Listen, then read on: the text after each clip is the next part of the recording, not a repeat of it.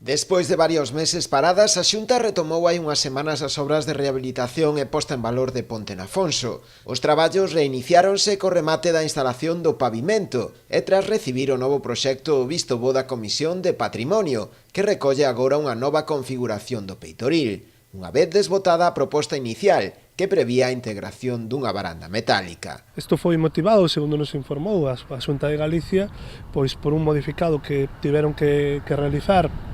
nestas obras, e onde a parte fundamental consiste en que o que iba a ser unha varanda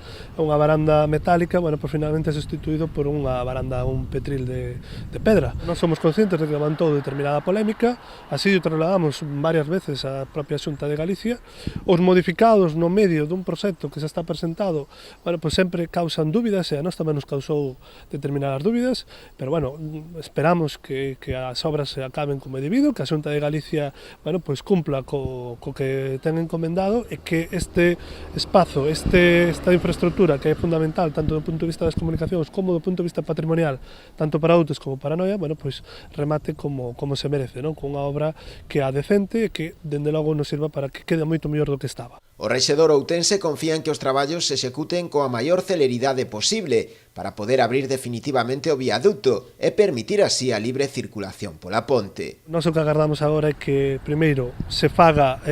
con todas as garantías, tanto do punto de vista patrimonial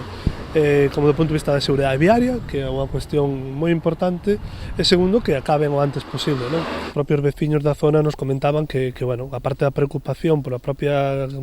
contido das obras, bueno, pues que o parón que se producira era un parón pues excesivo,